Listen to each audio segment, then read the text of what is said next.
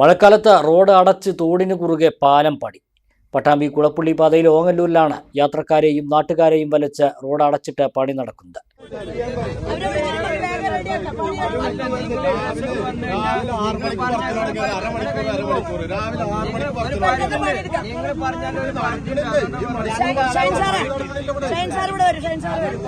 നമുക്ക് ജനങ്ങളെ ബുദ്ധിമുട്ടിക്കാൻ പാടില്ല. ഇവിടെ എത്രയും പെട്ടെന്ന് എത്രയും പെട്ടെന്ന് അതിന്റെ വഴി കണ്ടെത്തും. എത്രയും പെട്ടെന്ന് വഴി കണ്ടെത്തും.